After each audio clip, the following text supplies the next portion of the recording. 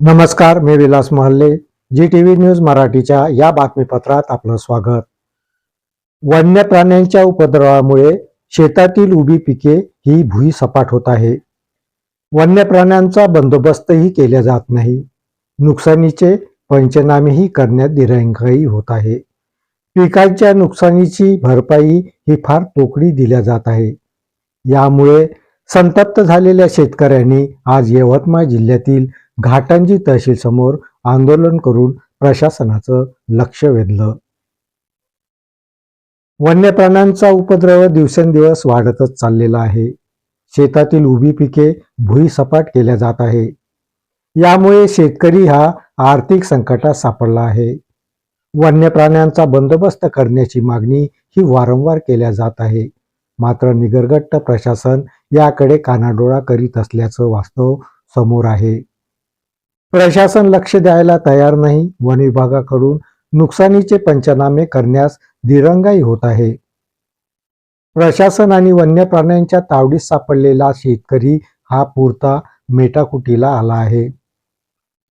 त्यामुळे शेतकऱ्यांचा आता संयम सुटत आहे आणि याचंच प्रत्यंतर आज यवतमाळच्या घाटंजीमध्ये पाहायला मिळालं. घाटंजी तालुक्यातील संतप्त शेतकऱ्यांनी तहसील कार्यालयासमोर आंदोलन केलं आणि वन्य प्राण्यांचा बंदोबस्त करण्याची मागणी लावून धरली. नुकसानीचे पंचनामे तात्काळ करावे अशी मागणी यावेळी करण्यात आली. संतप्त शेतकऱ्यांनी मागणीचे निवेदन हे घाटंजी तहसीलदारांना दिले. आंदोलनात शेतकरी हे मोठ्या संख्येने सहभागी झाले होते. वन्य प्राण्यामुळे होणाऱ्या नुकसानीच्या भरपाईची रक्कम ही फारच तोकडी असून नुकसान भरपाईच्या रकमेत वाढ झाली पाहिजे अशी प्रतिक्रिया शेतकरी आंदोलनाचे आयोजक पंकज ठाकरे यांनी यावेळी व्यक्त केली. नमस्कार, मी पंकज अनंतराव ठाकरे.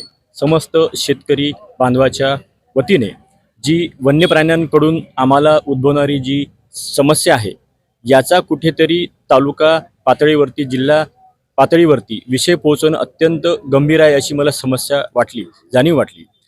मी माझ्या शेतामध्ये जवळपास 5 एकरच्या याच्यामध्ये अंतर्गत यामध्ये तुरीचं पीक होतं.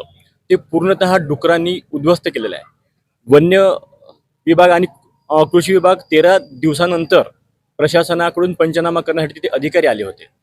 या ठिकाणी त्यांनी पंचनामा ज्यावेळेस केला त्यावेळेस तुरी पिकाचं 70% नुकसान त्यांनी यामध्ये दाखवलेलं आहे, नोंद केलेली आहे. परंतु 70% पिकाचं नुकसान होत असून त्याची नुकसान भरपाईच्या स्वरूपातली मदत त्यांनी जी नोंद केली ती फक्त 5800 रुपयाची आहे. ॲक्च्युअलमध्ये ते नुकसान जवळपास 70,000 रुपयांचं आहे. याचप्रमाणे माझ्या वडिलांच्या शेतामध्ये पण 50 आर कापसाचं नुकसान त्यांनी नोंद केलेलं आहे. 50 आर म्हणायचं. 50 आर जर नुकसान होत असेल तर त्याची किमान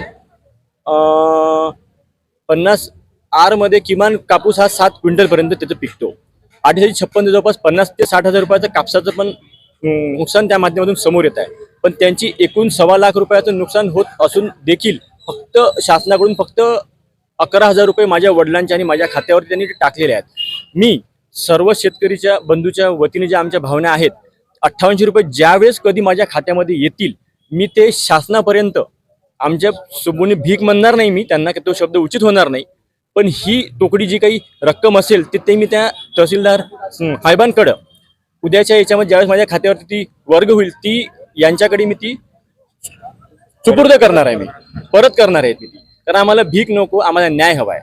डुक्कर मारा किंवा वन्य प्राणी मारा हा आमचा मूळ उद्देश नाहीच शेतकरी म्हणून. परंतु शेतकरी हा जगला पाहिजे. शेतकरी हा जगाचा पोशिंदा आहे असं आपण वारंवार सांगतो. शेतकऱ्याचं उपजीविकेचं साधन फक्त हे शेती आहे. शेतीमधून जर अन्नधान्य जर पिकलं नाही तर समाज व्यवस्था जगेल कशी, हा पण विचार माहिती आहे का प्रशासनाच्या माध्यमातून शासनापर्यंत पोहोचणं आवश्यक आहे. आणि ही मूळ मागणी करत असताना आम्ही एक शेतकरी म्हणून एकत्रित आलेलो आहोत. आम्ही या ठिकाणी कुठल्याही पक्षाचा नेता नाही आहोत इथे. आणि शेतकऱ्याची समूळ भावना शासनापर्यंत पोहोचली पाहिजे ही आमची मुख्य मागणी आहे. या संदर्भामध्ये शेतीला कुंपण करणं आवश्यक आहे. शेतीला कुंपण करून जी नुकसान भरपाईच्या संदर्भातली जी वाढीव मदत आहे ती शासनानं वाढवणं अत्यावश्यक आहे. वन्यप्राण्यांकडून शेतमजुरावर शेतकरी आणि शेतमजुराचे हल्ले होतात ते सुद्धा वाचले पाहिजे, हा आमचा मूळ उद्देश आहे. आणि आता फक्त आश्वासन आम्हाला शासनाच्या माध्यमातून नकोय, आम्हाला त्याचीवाली कृती हवी आहे, हे माझं सांगणं आहे. या बातमीपत्रात इथेच थांबतो. परत भेटूया नवीन बातमीपत्रात. तोपर्यंत पाहत राहा GTV न्यूज मराठी. नमस्कार.